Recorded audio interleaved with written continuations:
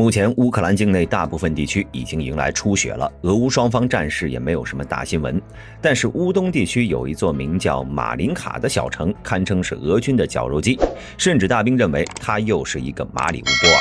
不对，准确的说，应该是抵抗力度和时间上远在马里乌波尔之上的地区。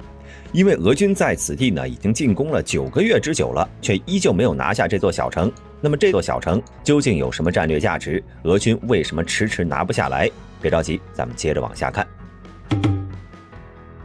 目前俄乌战争持续了9个多月，从近一段的战场照片和视频看呢，随着秋雨季的持续，加之降下初雪，哈尔科夫、卢甘斯克的北线全成了泥潭，俄乌双方的进攻已经放缓，现在还在打的作战区域只剩下阿特穆斯克和马林卡。其中阿特穆斯克是俄军的瓦格纳雇佣兵团在打克里希奇夫卡，同时在阿特穆东南郊作战。截止到11月24号，双方在此地已经激战了5个月。至于马林卡，则是顿涅茨克正面3大筑垒地域之一，另外2处是皮斯西和阿瓦迪夫卡。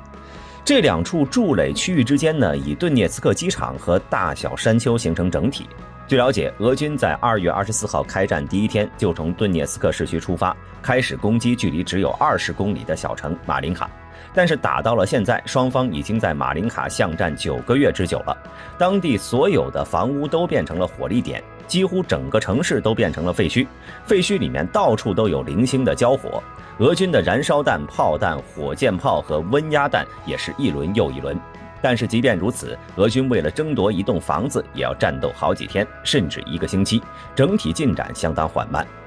目前最新的消息是，俄军终于攻入了马林卡镇核心部位的镇政府大楼，控制了德鲁日比大道沿线的关键建筑物。但是乌军似乎还控制着马林卡镇政府，不然俄军早就会有视频传出来了。在镇政府以西，多为低矮的房屋，不便于组织防御，因此大兵分析，乌军防御最为强固的核心地带，也就是在马林卡镇政府一带了。那么俄军为什么会对这座小城如此执着呢？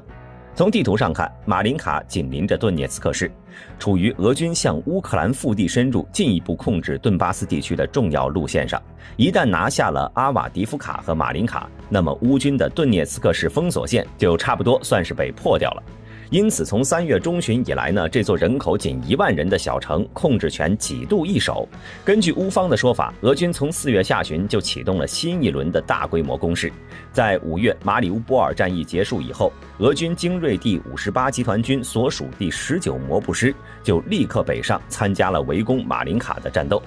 从7月开始，俄罗斯的瓦格纳雇佣军主力也开始进入到马林卡战场。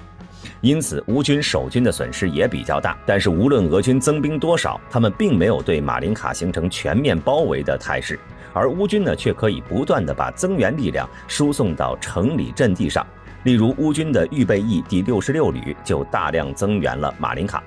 而时间来到8月份，此时俄军在顿巴斯战争没有足够的精确打击能力，瘫痪乌军驻守马林卡体系，也没有足够可靠的机械化部队进行战略机动，甚至没有足够的兵力稳定战线。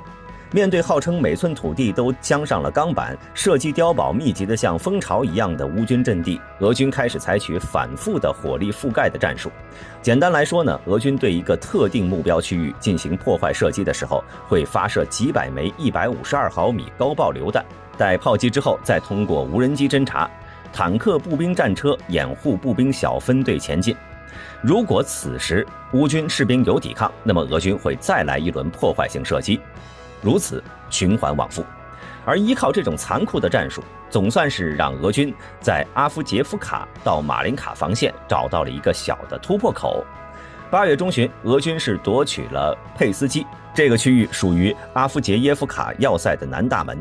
值得一提的是，虽然他们是利用重炮不断的摧毁乌军工事，但是打的这个据点呢，还是用了半个月，每天的推进进度只有几十米。那么究竟什么原因导致这片区域这么难打呢？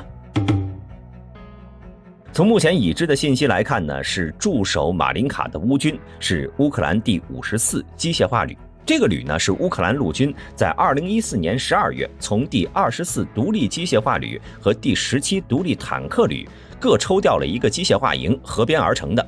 同时加入这个旅序列的还有第25、基辅罗斯独立摩托化步兵营。这个营呢，原为2014年6月基辅志愿者组成的国民警卫队第25领土防卫营。全营武装均由慈善基金会出面采购。2014年8月，在仓促训练2个月后呢，即奔赴了德巴尔采夫地区作战，并在此蹲守了4个月。10月21号，乌军国防部将其正式收编，升级为正规军。2015年春天，乌军第30独立机械化旅在德巴尔采夫被乌东武装击溃了。事后，这个旅的残部一个机械化营也被调入到第54机械旅建制内，隶属于该旅的其他单位。还有侦察连、工兵连相关后勤支援单位和直属炮兵集群。虽然从装备上来讲呢，第54旅是2014年底乌军新组建的11个旅中唯一2个重装备数量达到机械化旅标准的部队，单看纸面数据也是兵强马壮。但是这个旅呢，毕竟才是一个成立几年的新部队，所以并没有什么光辉历史，也并不出名。武器装备方面呢，也没有什么先进武器值得给各位朋友介绍。那么这个普通部队为什么会在马林卡打出比马里乌波尔还要厉害的坚守战呢？要知道，当时驻守在马里乌波尔的乌军仅硬扛了2个半月，而马林卡驻守的第54旅目前已经坚守9个月了，甚至还控制了当地1半的主要阵地。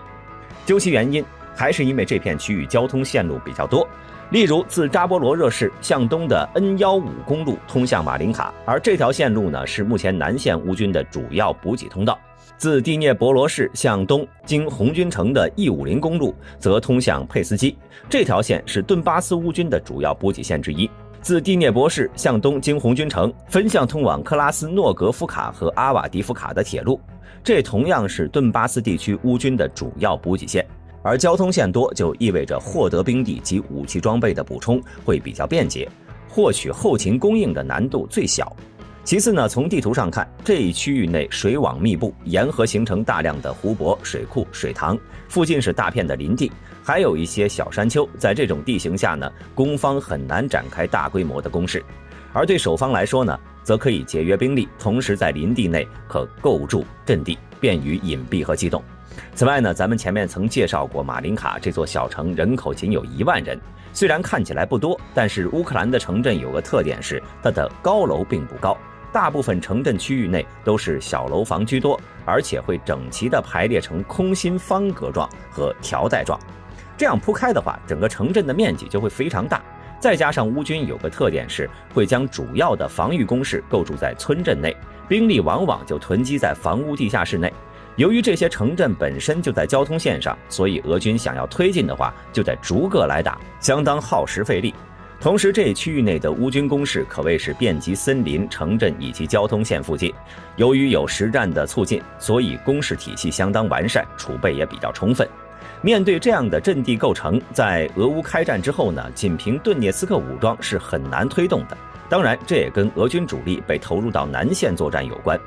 当时顿涅茨克武装主力首先要配合乌军夺取马里乌波尔，因此起初呢，顿涅茨克武装对驻马林卡的第54旅只进行了小规模试探性攻击，辅以俄军空中力量的远程打击。而到了3月中旬，马里乌波尔方面战事已经明朗化之后呢，顿涅茨克武装才加强了对马林卡一带的攻势。